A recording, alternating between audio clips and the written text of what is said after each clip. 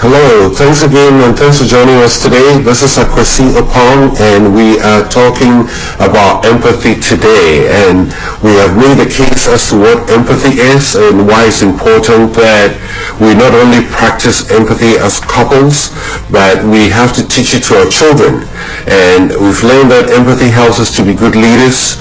If you're in a leadership role at work or in your community, empathy is a virtue that will help you to have a great team of people who will be loyal and will work for you. So as we move on along, if you'd like to comment on this show, if you have some contributions, we would love to hear what you have to say. The phone number to get in touch with us is 240-772-1420. It's text only. We only accept text messages only at that number. So you're welcome to reach out to us. We also do have an email. It's enjoylifewithyourspouse@gmail.com. I know it's a mouthful. enjoylifewithyourspouse@gmail.com. You're welcome to send an email as well. And we are so happy that you made some time to join us today. And as we go through our lesson today on empathy, just think of how you can begin the process of applying this in your own relationship. You know, how are you going to start this? I know the beginning of learning something, it's always not very smooth, and we might have some false starts, and that is okay. But as long as we start taking steps to begin the process of showing empathy, it's going to help us to really connect well with the people we care about. So, as we move on to the next part of our lesson today, we're going to take some resource from David Hawkins from crosswalk.com. This is a great resource that has various topics, some controversial, but I really like some of the work they do there. And this talks about how empathy can apply to your marriage. So again, we've taken it from the bigger definition. We've looked at how it applies to work and all the other things we do. Now, I want us to focus on talking about how empathy can help in our relationships. So the first thing, or the first way, is we have to be intentional about showing empathy. You know, we have to make it something that's important, that I know I have to do, so I'm doing it. That's where we make it intentional. It's not something we do when every so often, or we wait to realize something is going wrong. That's when we're pulling up all our tricks on empathy. But it's something that we have to be very intentional. Modeling empathy is one of the best ways of creating great relationships. You can do this by showing care and concern for your spouse. Express gratitude for, their actions or their thoughtfulness or things that they do. Be an active listener, and we talked about this earlier. Not only listening to the words, but listening beyond the words to the emotions. Showing an interest in your spouse. If your spouse talks about her day at work or something that happens, show interest. Be present, be in the moment. Don't be divided. Even if you're watching TV, turn your head away and focus on what your spouse is saying, because in that moment is very important. It allows you to connect and start showing empathy. So do your part to also create a bond of peace. So all the things that we do to instill peace, connection, love, being an active listener, showing interest in what our spouse is doing, all will help us to show empathy in our relationship. Let's always think about the other person so that we will not give way to selfishness, but we'll live a life of really living outside ourselves and sharing our lives. Secondly, we have to be intentional about asking for empathy. Sometimes when you are not getting it, it's okay to ask for it. Somebody once said that sometimes ask for what you want, because you might get it. You might just get what you want. And sometimes when we ask too little and we say, I should have asked for more, ask your mate to sit and talk about your day. Can you come sit down and let's talk about the day? How was your day? Share feelings openly and encourage your mate to sit with you through your feelings without, trying to rescue you or solve the problem. Active listening helps in building connections as well. Show concern and care for them. Listen deeply for their innermost thoughts and feelings. Active listening. I think this is probably the third time we've talked about this because, as I said, we are in an age today where we love to make our point and not listen to the views of the other person. Active listening is very, very important. Let's listen, and not just the words. Let's listen to the emotion behind the words.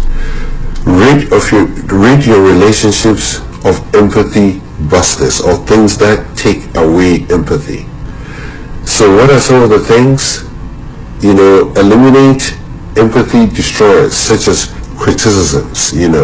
Let's hold back the criticisms. There are times when if something goes wrong, there's a way you can say it, but you can still make your point and not result in being critical of your spouse, because that is the direct opposite of what the goal we're trying to achieve here in talking about empathy. Neglect. I think a few weeks ago, probably about 3 or 4 weeks ago, we talked about neglect in marriage and how neglect can really bring about a lot of problems in a relationship. And at this point, I want to say that if you want to go back and listen to any of the shows we've had on this broadcast, you can go on our website. It's www.enjoylifewithyourspouse.com. Again, it's enjoylifewithyourspouse.com, and you see the archive of all our shows, including some that we did on YouTube that you could go back and review. So we did one on neglect, and I think it would be great to go back and review that. Another thing is sarcasm, where you say things to your spouse that with a goal of making them feel lower than themselves. You say things in a positive way, but the goal of it is to make them feel lower or feel beneath you. Sarcasm never got anybody anywhere, and it's important that we do away with those things that has the goal and objective of taking away from empathy or showing empathy in our relationship. If you are upset with your mate, bring those issues to the forefront in a constructive way. There's always a way you can do things that won't have to result in the negative feelings. Stop all forms of passive aggressive and hostility, and also eliminate any speech that will bring hurt to your spouse. They say sticks and bones how they say it, but sticks and stones might break a bone, but words does not hurt. But the truth is, words do hurt. So we have to be careful how we use words. Words really can hurt a lot of people. It can hurt hearts. If you think about it, all conflict is made up of words, and the things that we say can go a long way to bring pain and also unresolved issues within our relationship. So it's important to get rid of all those things that bust empathy or prevent you from showing empathy in your relationship. So cultivate connection and empathy. So we've talked about, all the things you shouldn't do. So one of the things you should do is you have to cultivate it. Create opportunities to enjoy each other. Be intentional about spending quality time together. And again, it goes back to some of the things that we always talk about. I remember the last fast week we talked about the state of your union. Are you spending time to find out where your marriage really is? What is really going on? That is being intentional. So what are the things that you do to really be intentional?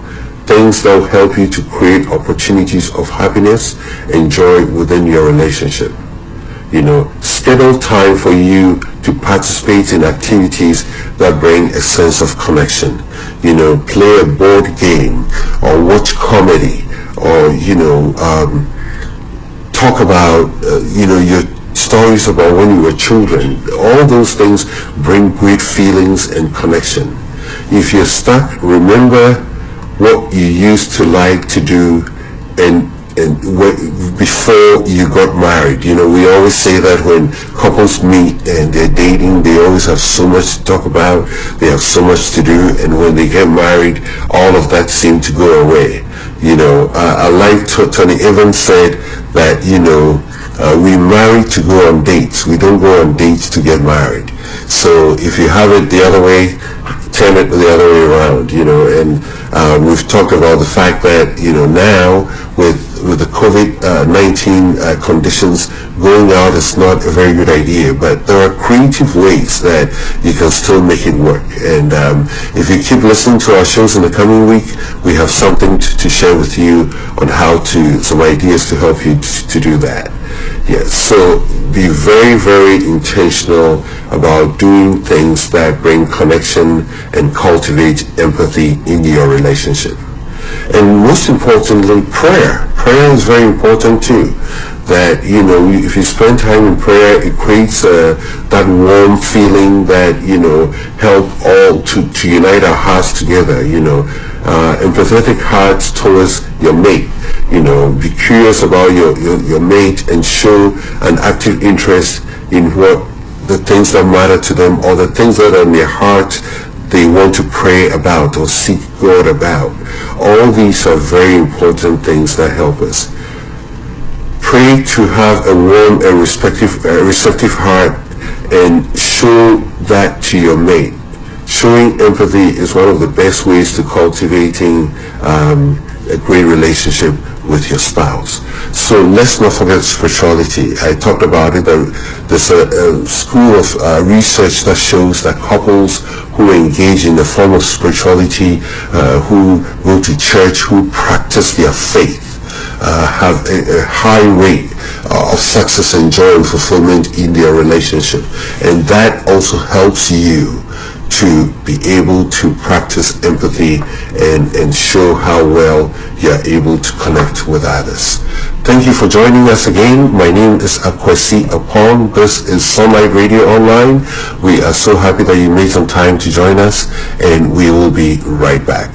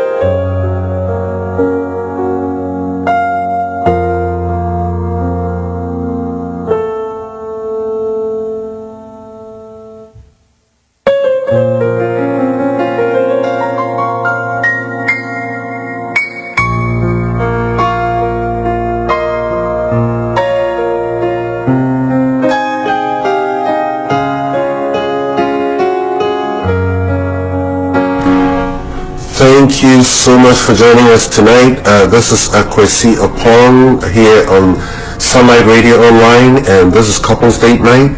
We are talking about empathy in marriage, empathy in our relationships, and we have made some great points tonight about how to understand and really be purposeful and how to connect with our spouse and really show empathy. And as we draw to a close for our show tonight, we want to look at some other things as to some of the steps we can take to really get to the point of being able to express ourselves very well in showing empathy. As you develop empathy in your relationship, you have to start by regularly listening to your spouse. And those activities are the things you take to really help you achieve this. Seeing the world from your spouse's point of view, I think we mentioned that, also helps.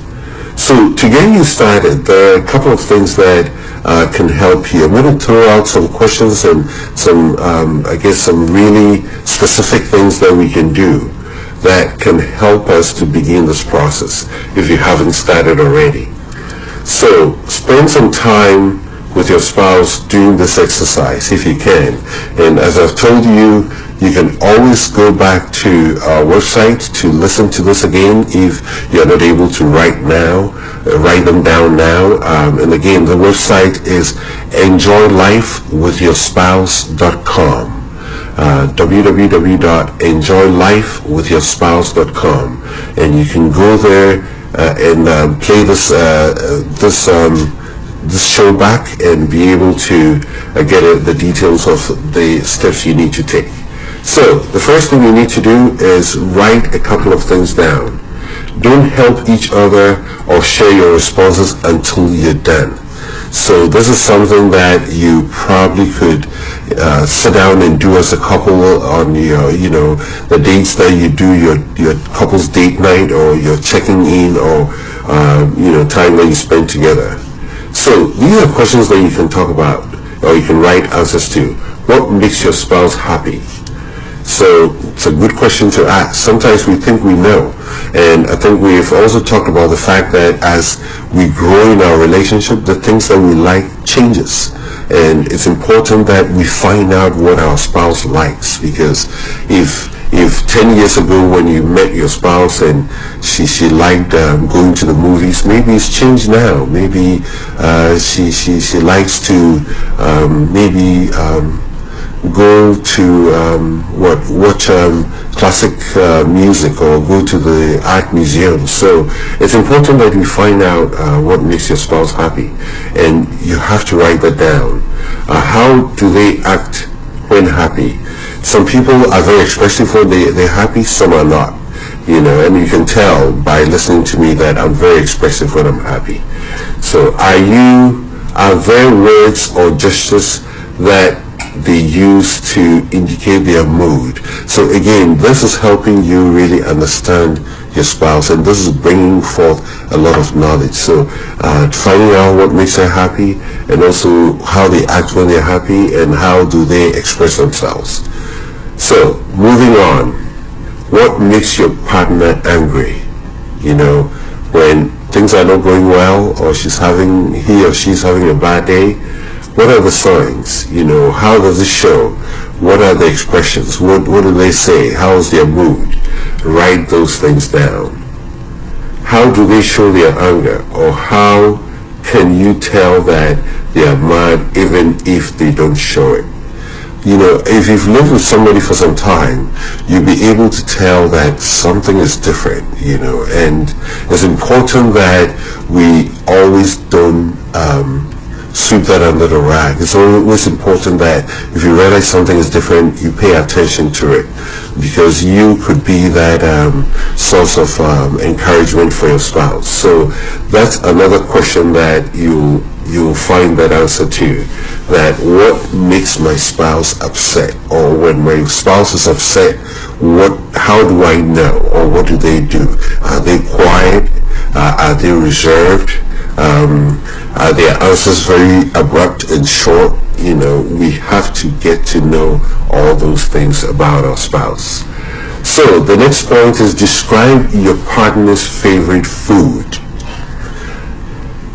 I think we all know what our spouse like to eat. Sometimes it's a little bit hard to tell when, on busy days or on busy weeks, we just grab anything we want. But most spouses can tell what your spouse really likes to eat.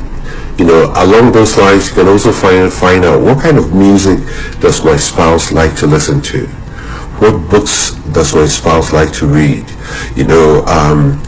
My wife likes novels. I like motivational books that teaches me to do things. Because as I said, I like doing things, I like fixing things. So books that tells me how to fix and do things or give me new ideas, that's what I like to read, yes. So what movies does your wife like? You can also find out. In fact, this is a great opportunity to really get to know your spouse again, as you go through these questions, what movies does your spouse like? Action, comedy, there's just a whole list of them that you can go down the list to understand. What podcast does your wife or husband like? What radio show? Hopefully this radio show will be one on the list. I'm hoping so. So what TV shows do you like to watch? And now, I think now that we are moving to streaming, what streaming shows does your spouse also like to listen to or watch? Is it romantic? Is it action? Is it home decoration or cooking shows? All these things are important. And what's interesting is that if you live with somebody, we might make the mistake of thinking that we know what they like doing in all these categories. But going through this exercise will really help you to learn if your assumptions are correct. It's very important that every so often we go through exercises like this to help us pinpoint what or where our spouses are. And in the process, it will also help us to show empathy and connect with our spouses as well. It also helps us to be more in the present and also be more proactive in our approach towards our spouse. What activities does your partner enjoy? I like going in nature. I like going for walks. I like being outdoor. What does your spouse like to do? Is your spouse an indoor person? Do they like being among people? Do they want to be by themselves? There are so many different ways we can look at this. And it's important that as we go through these questions, it helps us to really connect with our spouse. Are they good at what they do? What skills do they have? What hobbies do they have? There's a podcast I listen to called Side Hustle Pro, and it talks about how people who are professionals in their own right, some are teachers, doctors, engineers or anything in between, chefs, some of them are, work in the transportation industry, but they have other skills which they develop. Somebody could be,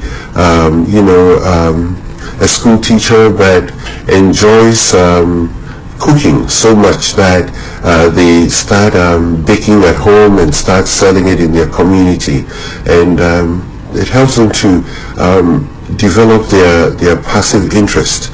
And the goal of this podcast really help people to one day turn their passions or their side hustles into real paying jobs. And I think that's very interesting. So the point I'm making here is that it's important that you know what passions your spouse has.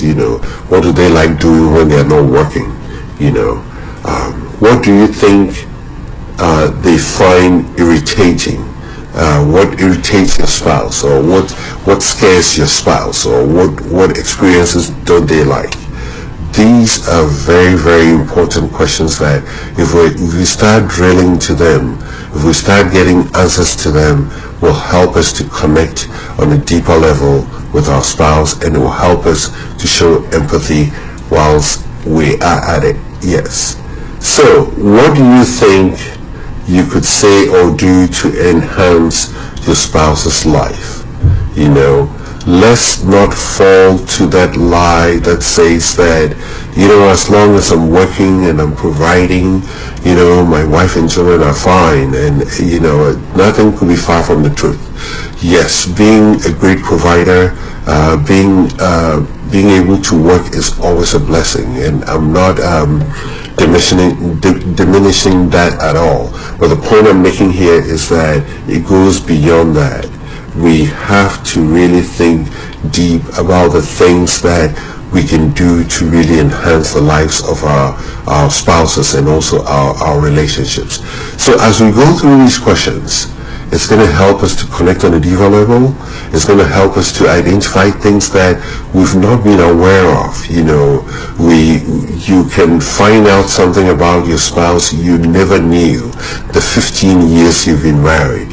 So it's really, really important that we take the steps every so often to connect, to ask questions. As we said last week, we take the time to really know the state of your union, your marriage union. What state is it in, and what are you doing about it? If we know the state, we do something about it. When you go to the hospital and the doctor does his test and he comes back and they know your state, they prescribe medication. Sometimes the medication could be sleep, it could be eating well, it could be exercising, or it could be medication which you have to take. In the same way, we have to know where we are, and this process will put us on the path of knowing where we are emotionally, or how we're able to show empathy and our ability to connect. And once we know that, we'll start taking the steps we need to take to connect well as a couple. Thank you so much for joining us today. And again, my name is Akwasi Apong. We are so happy that you made time in your day to be part of our show today. We hope that you took some few things with you that will help you show empathy, not only in your relationships, but also in your community and in your work as well. Enjoy your week, and we'll see you again here next week.